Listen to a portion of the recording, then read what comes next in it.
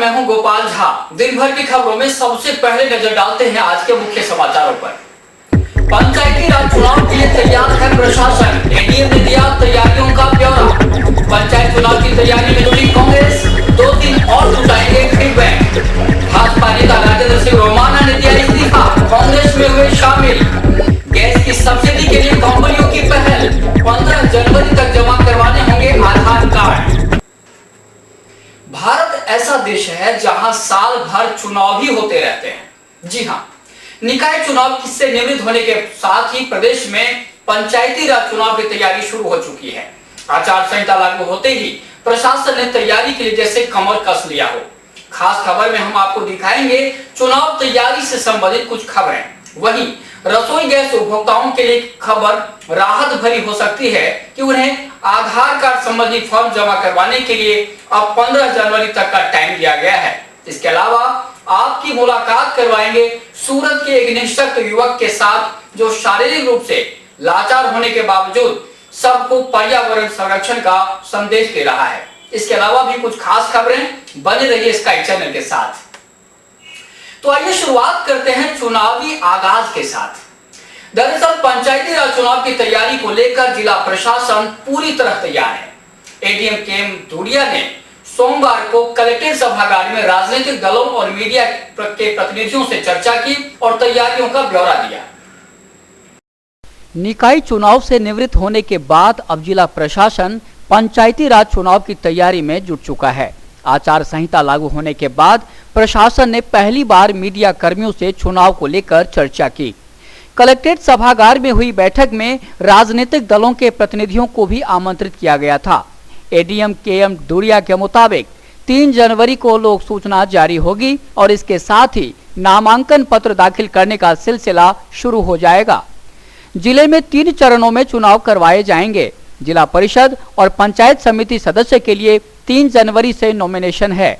6 जनवरी को नामांकन पत्र दाखिल करने की अंतिम तारीख है, तो 8 जनवरी तक अभ्यर्थी नाम वापस ले सकेंगे। 8 जनवरी को ही अभ्यर्थियों को चुनाव निशान आवंटित कर दिए जाएंगे।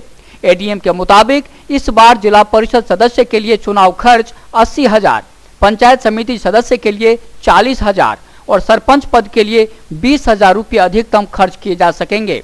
परिणाम आने के बाद प्रत्याशियों को खर्च का ब्यौरा भी देना होगा। राज्य निर्वाचन आयोग ने स्थायी स्टैंडिंग ऑर्डर्स जारी कर रखे हैं, जो हमने इसमें दिया है। हाँ, जिला परिषद सदस्य का 80,000 है। जिला परिषद सदस्य का 80,000 है।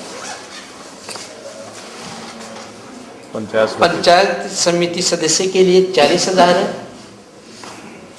और सरपंच के लिए भी अब की पहली बार 20,000 रुपये बढ़ाया रखा है निर्धारित सीमा। पहली बार पंचायती राज चुनाव लड़ने वालों के लिए कुछ नए नियम लागू किए गए हैं। मसलन शैक्षणिक योग्यता और शौचालय आदि का निर्माण जरूरी है। तो जिला परिषद सदस्य के लिए 80,000 है, पंचायत समिति सदस्य के लिए 40,000 है, सरपंच के लिए 20,000 की खर्च व्यय राशि निर्धारित की गई है। और ये संबंधित सारे बिल वाउचर संबंधित उपखंड अधिकारी को चुनाव के समाप्ति के फारूक के अंदर देना होगा।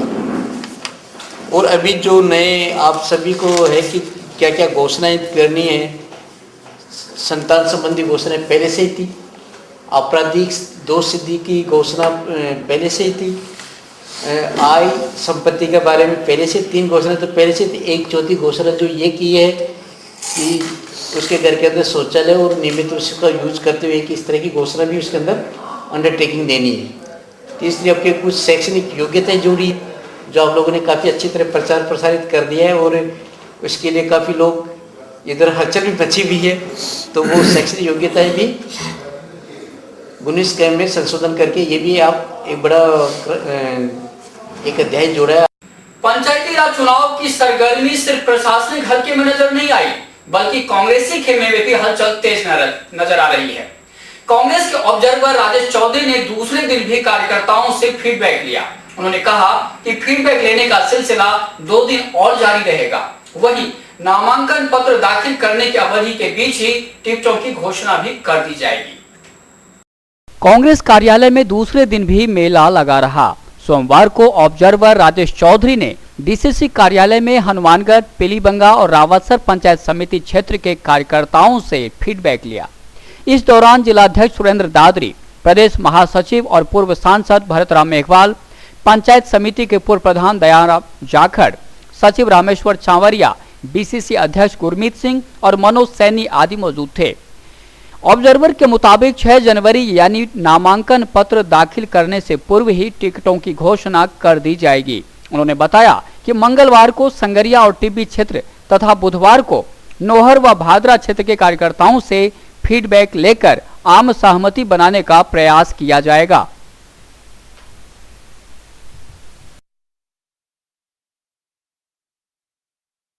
के बाद मैंने यहाँ जिला कांग्रेस कमेटी में मीटिंग ली और सभी को जो मेन बिंदु थे उनको बताए।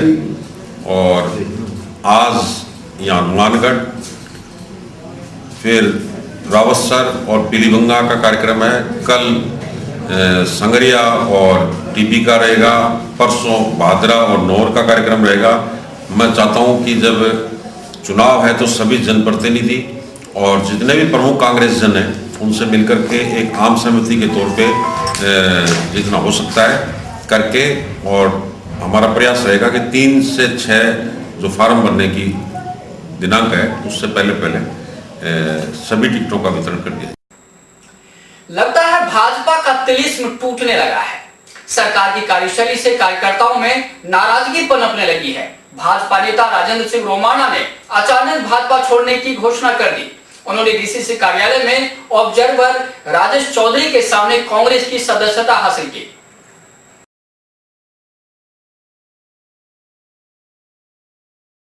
चुनावों में सफलता का परचम लहराने वाली भाजपा के लिए बड़ी चुनौती है कि वह अपने कार्यकर्ताओं को कैसे संतुष्ट करे। यह सच है कि सरकार बनने के 1 साल बाद उपलब्धियां बताने के लिए संगठन के पास कुछ भी नहीं है। लिहाजा काम नहीं होने का रोना रोने वालों की तादाद बढ़ रही है। हनुमानगढ़ भी इससे जुदा नहीं हो सकता। पार्टी कार्यकर्ताओं की नाराजगी बढ़ने लगी है। वरिष्ठ कार्यकर्ता राजेंद्र सिंह रोमाणा ने आखिरकार विरोध का बिगुल बजाते हुए भाजपा पर जमकर हमला बोला और कांग्रेस में शामिल होने की घोषणा की। रोमाणा ने कहा कि भाजपा की सरकारें किसान विरोधी नीतियां लागू कर सबको गुमराह कर रही है। ये भाजपा के राज में तंग होके जो इनकी नीतियां मेरे को अच्छी नहीं लगी, मैं भाजपा को छोड़ के कांग्रेस में शामिल हुआ। कल भाजपा ने जितने भी काम किए सारे गलत किए। आज किसानों पे जो देखो कितने तंगी है किसानों पे। आज जो फसल है उनकी, जो नरमा पिछले साल 54-5500 बिक रहा था वो 34-3500 बिक रहा है। ग्वार जो 6000 6500 बिक रहा था वही 3500-3700 बिक रहा है। और कोई फसल ले लो उसके कोई भाव नहीं है। खाद की बात लें तो खाद देखो 284 रुपये बैग बिकने वाली आज 400 रुपया और उसके साथ सामान और दे रहे हैं। पहले डीएपी नहीं मिली किसानों को, फिर बीज के लिए भटके, अब यूरिया के लिए भटक रहे हैं। पानी की तो वैसे ही तंगी, आप अनूपगढ़ में देखो, अनूपगढ़ में कितना पानी की तंगी चल रही है। वो कभी भी ये इसमें अनशन का बिगुल बजा सकते हैं। और इसी से तंग होके जो आज मतलब ये मानो सेम प्रभावित में आप मानो 84 दिन हो गए लगातार उनको धरने पे बैठे, आज भी उनकी किसी ने सूद नहीं ली। तो ये मैं तो कहता हूँ अगर अब भी किसान नहीं चाहते बीजेपी को वोट दिया तो ये हनुमानगढ़ का क्या सारे हिंदुस्तान का दुर्भाग्य होगा। भाजपा के बागी राजेंद्र सिंह रोमाणा ने कांग्रेस की पूर्ववर्ती गहलोत सरकार का खूब गुणगान किया। उन्होंने कहा कि गहलोत सरकार ने किसानों सहित हर वर्ग के हितों के लिए बखूबी कार्य किए।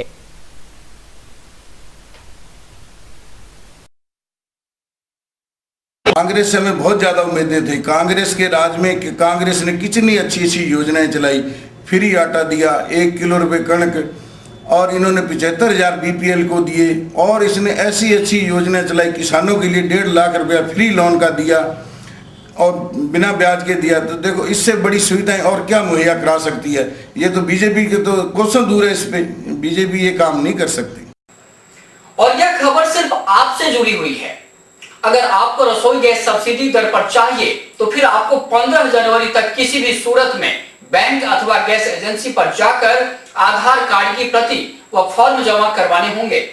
जी हां, इस संबंध में पेट्रोलियम कंपनियों ने संयुक्त रूप से पहल योजना शुरू की है। इस संबंध में सोमवार को डीएसओ सुनील वर्मा की अध्यक्षता में मीटिंग हुई, जिसमें विस्तृत चर्चा की गई। 1 जनवरी से रसोई गैस सब्सिडी रेट में हासिल करना है तो बैंक अथवा गैस एजेंसी पर उपभोक्ता का आधार कार्ड में फॉर्म जमा करवाना अनिवार्य है। सोमवार को डीएसओ सुनील वर्मा की अध्यक्षता में हुई बैठक में इस मसले पर जमकर मंथन हुआ। कंपनियों की ओर से शुरू की गई पहल योजना के प्रभारी नीरज कुमार गुप्ता ने स्काई चैनल को विस्तार से बताया। उन्होंने कहा, योजना का मकसद सरकार का सब्सिडी बचाना है। इसके लिए 31 दिसंबर तक फॉर्म जमा करवाने थे, लेकिन अब उपभोक्ताओं की सुविधा के लिए इसकी अवधि बढ़ाई गई है।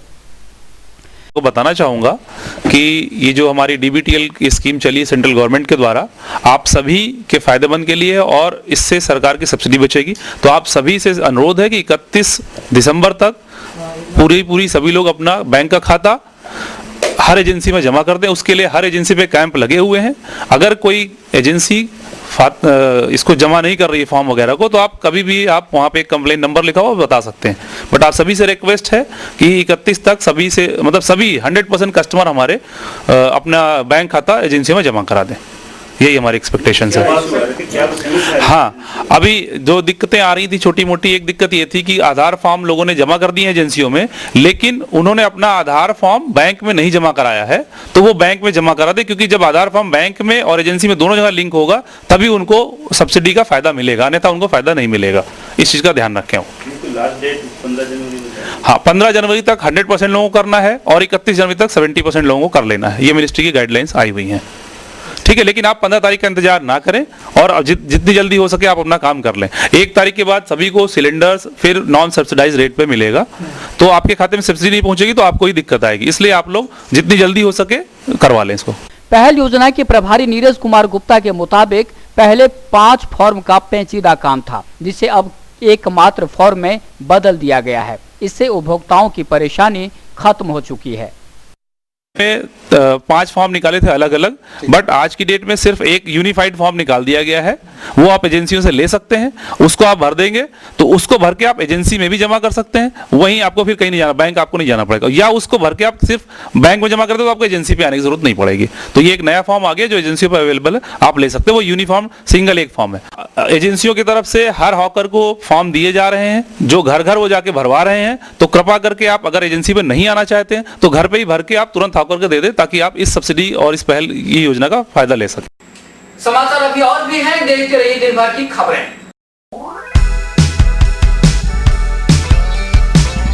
मीत कलेक्शन, एक कंप्लीट जेंट्स वेयर शोरूम।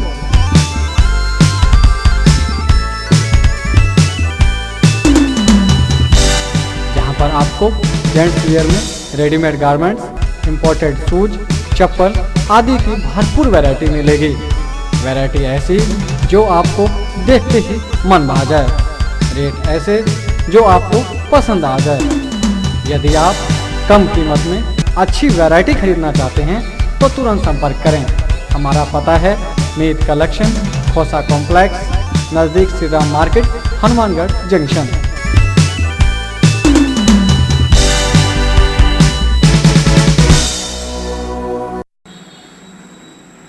परिवहन सेवा के युवा अधिकारी आर.के. स्वामी हनुमानगढ़ के डीटीओ बन चुके हैं। स्वामी ने कार्यभार ग्रहण कर लिया और सड़क हादसे रोकने के लिए कार्य योजना बनाकर कार्य करने की बात कही। वहीं यातायात सलाहकार समिति के प्रतिनिधियों ने सिटी बस चलाने की भी मांग की है। हनुमानगढ़ के नए डीटीओ आर.के. स्वामी ने कार्यभार ग्रहण कर लिया। यातायात सलाहकार जन समिति के प्रतिनिधियों ने स्वामी का स्वागत किया और सिटी बस चलाने की मांग की। उनका कहना था कि पहले सिटी बस चलने से हर वर्ग को लाभ मिल रहा था, लेकिन बंद होने के साथ ही दुविधाएं शुरू हो गई। इससे मरीजों को काफी परेशानी आती है। आज जिला परिवहन अधिकारी हनुमानगढ़ मिस्टर आर.के. स्वामी नए हमारे डीटीओ आए हैं हनुमानगढ़ जिले के, जो हमारी समिति यातायात सलाहकार जन सेवा समिति ने इनका सभी ने मिलके स्वागत किया। जो कि एक निवेदन भी किया कि हनुमानगढ़ के अंदर सिटी बस की व्यवस्था जल्द से जल्द करें। 15 किलोमीटर का हनुमानगढ़ का दायरा है, हर आदमी आज ऑटो रिक्शा से परेशान है और इसलिए जितनी ही जल्दी सुविधा हो जाएगी ऑटो रिक्शा से ट्रैफिक का और का यातायात प्रभारी से भी मैं निवेदन करता हूँ कि इनको, पहले भी मैंने निवेदन किया था, इनका एक स्टैंड होना चाहिए। ये जहाँ चाहते हैं वहीं ब्रेक लगा देते हैं, एक निर्धारित स्थल हो वहीं रुके तो आमजन को भी सुविधा नहीं होगी, आमजन भी समझे भी वहाँ मुझे ऑटो मिल जाएगा तो ट्रैफिक से भी राहत मिलेगी, आम जन को राहत मिलेगी। अगर सिटी बस चलती है तो आम एक छोटा सिंपल आदमी सस्ते में जो कि हॉस्पिटल तक पहुँच जाए। आज हाउसिंग बोर्ड से लेकर अगर किसी व्यक्ति को सिविल हॉस्पिटल टाउन जाना होता है तो दवा तो उसको फ्री मिल जाती है, पर ऑटो रिक्शा के आने जाने के लिए उसको 100 रुपया चाहिए क्योंकि 3-4 बार उसको शिफ्टिंग करनी पड़ती है। बीच में रेलवे फाटक भी आते हैं, आम गरीब आदमी और बीमार आदमी बहुत ज़्यादा परेशान होता है ऑटो बदल करके, तो वैसे ही आर्थिक से और शारीरिक से भी परेशान होते हैं। तो उन्होंने क्या आश्वासन दिया? जीटू साहब ने आश्वासन ये दिया है कि अभी हम इसका सर्वे करेंगे, सर्वे करके हम इसका निवारण कर देंगे।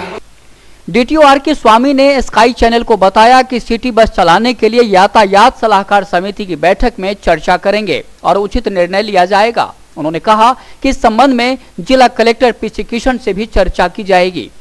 ऐसा सिटी बस के लिए हमें ज्ञापन यातायात समिति की तरफ से प्राप्त हुआ है, जो सलाहकार समिति है उससे, तो उसको मैं सेक्रेटरी भी हूँ जिला यातायात समिति का और उसके हमारे प्रभारी जो हैं वो कलेक्टर साहब हैं, तो उसको मैंने अनुशंसा कर दी है। कलेक्टर साहब वो लेटर लिख जाएगा, आगामी जो भी बैठक होगी उसमें कलेक्टर साहब ने वैसे भी कहा था कि जनवरी में अपन मीटिंग रखेंगे, तो जनवरी में प्रस्तावित मीटिंग में इस प्रस्ताव को हम शामिल करेंगे, उस पर जो भी आगे कार्रवाई होगी नियमानुसार कार्रवाई करेंगे।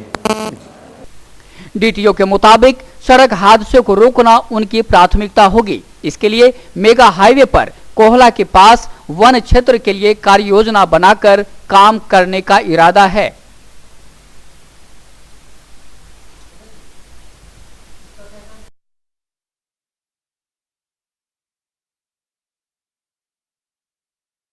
सड़क सुरक्षा हमारा महती काम है, सबसे इम्पोर्टेंट काम के रूप में कलेक्टर साहब के दिशा निर्देश हम लेके चल रहे हैं।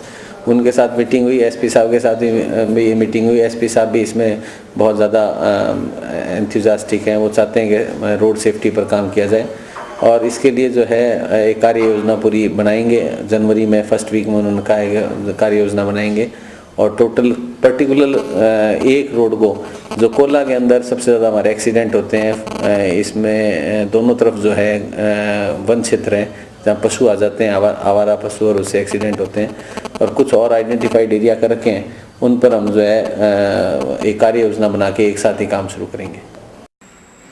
और एक खबर पुलिस महकमे की भी। आखिरी महीने का अंतिम सप्ताह टाउन पुलिस के लिए राहत देने वाला साबित हुआ। पुलिस ने पिछले 1.25 महीने से फरार चल रहे 2 आरोपितों को गिरफ्तार कर लिया। उनसे करीब 1,05,000 रुपए भी बरामद किए। ये है मलकीत सिंह और दर्शन सिंह। दर्शन सिंह ट्रक का मालिक है जबकि मलकीत सिंह चालक। पुलिस के मुताबिक दोनों का दिमाग शातिर है। दोनों ने ही मिलकर टाउन धान मंडी की एक फर्म से करीब 468 बोरी धान खुर्द बुर्द करने में कामयाबी हासिल कर ली। मंडी के व्यापारी गजन लाल ने पुलिस को बताया कि उसने 1 नवंबर को धान से लदा ट्रक रवाना किया था। 2 दिन बाद जब दिल्ली में संबंधित व्यापारी के पास माल नहीं पहुंचा तो वह स्तब्ध रह गया। बाद में पता चला कि दोनों ने मिलकर माल को रास्ते में ही बेच दिया। इससे उन्हें करीब 5 लाख से अधिक की कमाई हुई। पुलिस ने उस वक्त मामला दर्ज कर मलकीत सिंह और दर्शन सिंह को पकड़ने के लिए कई स्थानों पर दबिश दी, लेकिन कामयाबी हासिल नहीं हुई। आखिरकार रविवार को दोनों पकड़े गए। 2014 को गजन कुमार धान मंडी दुकान नंबर 12 ने मुकदमा दर्ज कराया कि मैंने 1/11/2014 को ट्रक में धान 467 बोरी दिल्ली के लिए लोड करवाया था, जिसका ड्राइवर मलकीत सिंह और ट्रक मालिक दर्शन सिंह थे। तो 2 दिन बाद में मैंने ट्रक ड्राइवर से आगे दिल्ली पता किया तो दिल्ली माल नहीं पहुंचा, जिस पर मैंने उन मालिक व ट्रक ड्राइवर की तलाश की तो दोनों से कोई संपर्क नहीं हुआ। बाद में पता चला कि मेरा धान है उन्होंने रास्ते में खुर्द बुर्द कर दिया। तो ये तफ्तीश है जो मेरे को दी गई तो मैंने तफ्तीश के दौरान मुलजिमों की तफ्तीश घर पर दी, लेकिन बार बार तफ्तीश देने के बाद में भी नहीं मिले। मुखबिर की इतला पर यहाँ हनुमानगढ़ में आने बताया, उनको गिरफ्तार किया और उनका 2 दिन का पीसी रिमांड हासिल कर कल इनसे रस्सी खुर्द किए गए धान की रस्सी बरामद की है और आगामी भी और अधिक बरामदगी के प्रयास किए जा रहे हैं। कितनी राशि से सर, कितना बरामद? इसमें 5,94,312 रुपए का कुल दान था, जिनमें से 1,05,000 रुपए है और राशि इनसे बरामद कर ली गई है। बाकी और राशि बरामद करने के प्रयास किए जा रहे हैं। पुलिस के मुताबिक मलकीत सिंह टिब्बी का रहने वाला है। उसका आपराधिक रिकॉर्ड है। टिब्बी थाने में उसके खिलाफ कई मामले हैं। हथकढ़ शराब बनाकर उसे बेचना उसका मुख्य पेशा है।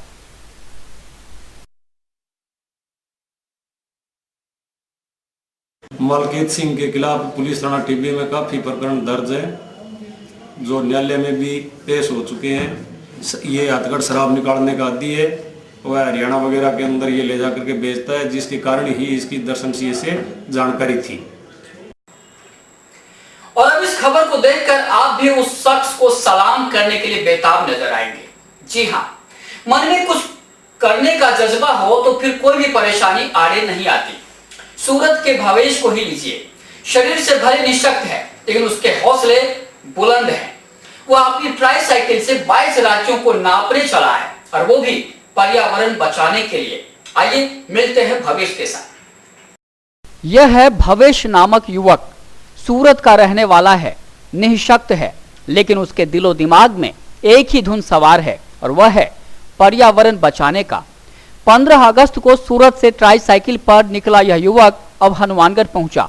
वह रोजाना 10 लोगों से संकल्प पत्र भरवाता है। उसमें पॉलीथीन का उपयोग नहीं करने, जल संरक्षण के लिए प्रयास और पर्यावरण संरक्षण से संबंधित संकल्प होते हैं। वह 22 राज्यों में इस तरह का अभियान लेकर जा रहा है। सूरत से 15 अगस्त से मैंने पर्यावरण बचाओ अभियान की शुरुआत की थी। 15 अगस्त से अभी तक मैं 6000 से भी ज़्यादा किलोमीटर की यात्रा कर चुका। अब राजस्थान पूर्ण करके मैं पंजाब में प्रवेश करूँगा। पंजाब से हरियाणा, इस तरह 17 राज्यों की मैं यात्रा करूँगा। मेरा यात्रा का दौरान मुख्य उद्देश्य पर्यावरण में लोग जागृति आए। ज़्यादातर मैं जहाँ जहाँ जाता हूँ, जिस गाँव आता है वो गाँव में लोगों को इसके बारे में समझाता हूँ। यहाँ तक कि लोगों को ये भी पता नहीं पर्यावरण क्या है, तो लोग रक्षा कैसे कर पाएंगे। इसलिए मैं लोगों को ये समझाता हूँ कि पर्यावरण में ये चीज़ आती है। हम लोगों को पॉलीथीन का उपयोग नहीं करना चाहिए, पानी जल का बचाव करना चाहिए, पेड़ पौधे लगाना चाहिए, सबको समझाता हूँ। और जहाँ मैं रुकता हूँ रात्रि समय जहीं पर करता हूँ, वहाँ से कम 10 लोगों के पास से मैं संकल्प पत्र भरवाता हूँ। संकल्प पत्र में 10 लोगों को एक संकल्प लेकर मुझे इस कार्य में सहयोग कर गए। ऐसे मैं धीरे धीरे आगे बढ़ता जा रहा हूँ और इस तरह पूरे भारत देश के 17 राज्यों की मैं यात्रा करूँगा। तो आपके साथ कोई और लोग भी जुड़े हुए हैं क्या, आप अकेले? नहीं, वैसे मैं अकेला ही यात्रा कर रहा हूँ। तो अब ये कहाँ तक आपकी यात्रा चलेगी? मेरी यात्रा करीबन 1.5 साल की संपूर्ण यात्रा का समय है और 17 राज्यों में प्रवास करूंगा मैं। भवेश के मुताबिक वह आम परिवार से ताल्लुक रखता है। आरएसएस से उसका वास्ता है। भवेश खुद अखिल भारतीय विद्यार्थी परिषद का सदस्य है, इसलिए वह संबंधित शहरों में आरएसएस कार्यालय जाना नहीं भूलता। वहां पर उसे स्वयं सेवकों से मिलकर अपनापन का एहसास होता है।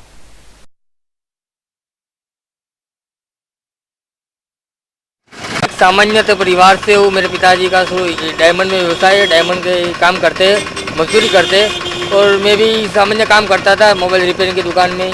वो ये छोड़ के कार्य के लिए निकला हूँ और हम भी सामान्य परिवार से ही है।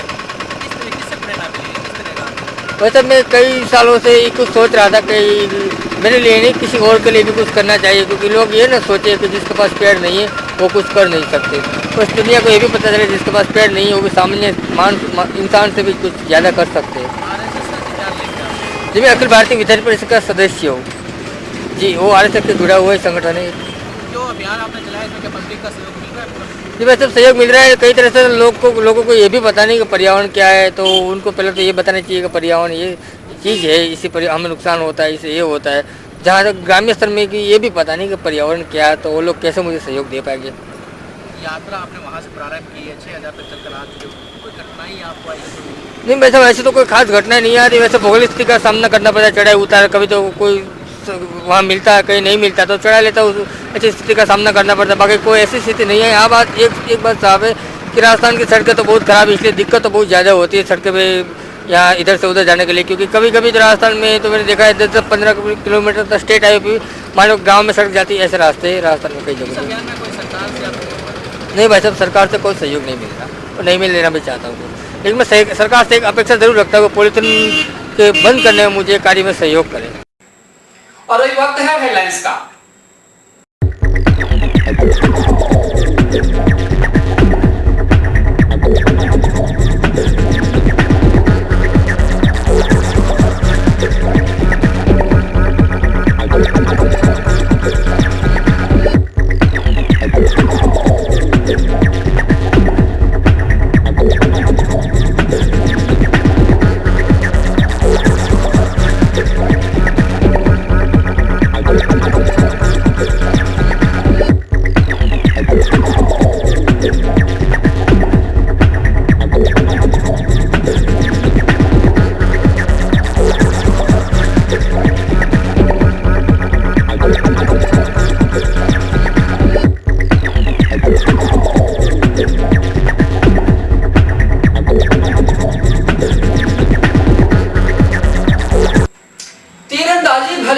सबसे पुरातन खेल हो, लेकिन अपने ही देश में उसे मान्यता नहीं मिली है।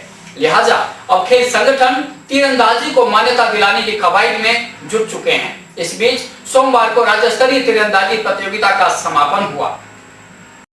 हनुमानगढ़ टाउन स्थित एनएम लॉ कॉलेज में राज्य स्तरीय तीरंदाजी प्रतियोगिता का समापन हो गया। इसमें चयनित तीरंदाजों को राष्ट्रीय प्रतियोगिता में जौहर दिखाने का मौका मिलेगा।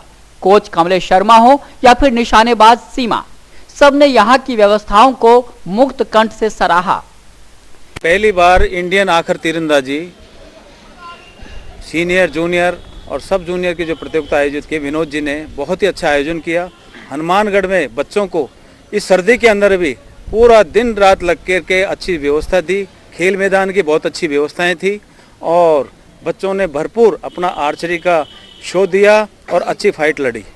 और प्रमोद जी यादव ने हनुमानगढ़ को जो अलॉट की है आर्चरी, वो मैं मानता हूँ राजस्थान में इंडियन आर्चरी से, क्योंकि इसमें इक्विपमेंट सस्ते होते हैं, फिर रिकवर आर्चरी काफ़ी महंगी होती है, फिर कंपाउंड आर्चरी होती है। इंडियन आर्चरी की शुरुआत होने से स्कूली खेलों में ऑल इंडिया यूनिवर्सिटी में इंडियन राउंड है, तो भारतीय पद्धति की ओपन प्रतियोगिता होने से मिन्नी बच्चे, सब जूनियर बच्चे, जूनियर बच्चे और गांव-गांव के जो बच्चे हैं, जो इंटीरियर से बच्चे आते हैं, प्रतिभाओं के धनी गुदड़ी के लाल आगे आएंगे। और जैसे लिम्बाराम, श्यामलाल, धूलचंद ने देश का नाम रोशन किया, अभी रजत चौहान वर्तमान में एशियाड में गोल्ड मेडल लेके आया है, तो इंडियन आर्चरी से आगे आर्चरी सब तरह की आर्चरी देखता है और आर्चर बनता है। मैं यहाँ पे फर्स्ट बार गई, मुझे बहुत अच्छा लगा। इससे भी पहले मैं बहुत टूर्नामेंट खेली हूँ, पर यहाँ पे व्यवस्था बहुत अच्छी थी। ठंड के कारण थोड़ा मुसीबतें भी आई, मगर अच्छा हुआ टूर्नामेंट और मेरे को ओपन नेशनल जाने का मौका मिला, इसलिए मैं बहुत खुश हूँ और वहाँ पे भी मेडल लेके आऊंगी, गोल्ड मेडलिस्ट बनूंगी। तीरंदाजी को मान्यता नहीं मिलने का दर्द निशानेबाजों को भी सालता रहता है। हालांकि अब उन्हें रोशनी की किरण नजर आने लगी है। बताया जा रहा है कि शीघ्र ही सरकार निशानेबाजी को मान्यता देने वाली है।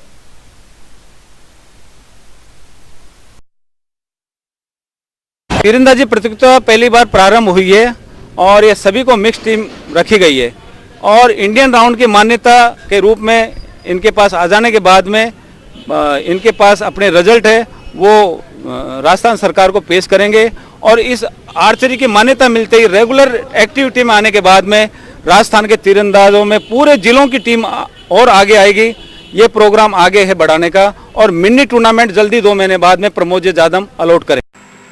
और आखिर में बैंकिंग से जुड़ी एक खास खबर। दरअसल हनुमानगढ़ जंक्शन में आंध्रा बैंक की शाखा खुल गई। हालांकि बैंक ने कुछ अर्सा पहले शहर में दस्तक दिया था, लेकिन अब उसे धान मंडी के सामने श्री गंगानगर रोड पर शिफ्ट किया गया है।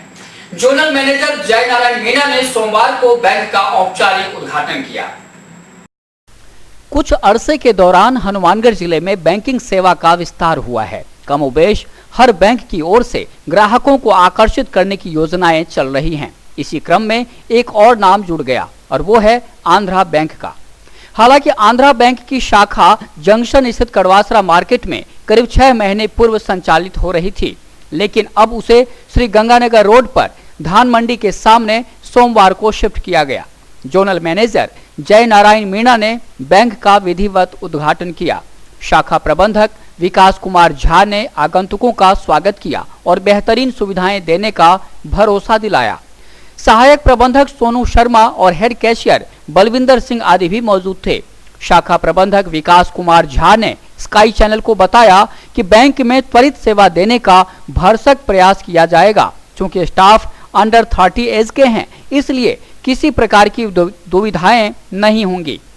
सबसे जो इम्पोर्टेंट थिंग है कि हमारे ब्रांच में सारे स्टाफ बिलो 30 एज के हैं, तो हम लोग मतलब कि बेस्ट सर्विस देने के लिए अगर बोलेंगे तो पूरा कर सकते हैं और इसको पूरा भी करेंगे। और अभी सभी की जो रिक्वायरमेंट है, सभी लोग बेस्ट सर्विस, अच्छी सर्विस ही चाहते हैं बैंक में। बाकी सारे प्रोडक्ट सभी बैंकों में है, अपने बैंकों में कुछ एक्स्ट्रा खास उस हिसाब से है और टेक्निकली काफ़ी साउंड है हमारे बैंक। तो किसी के पास सबसे जो इम्पोर्टेंट चीज़ होता है वो टाइम, समय का अभाव होता है। तो ये चीज़ें हम लोग अच्छे से समझते हैं और इसको पूरा करते हैं कि कोई भी आए तो उसका कम से कम समय में उसके कार्य का पूरा निष्पादन किया जाए। और इसी के साथ समाचार समाप्त हुए।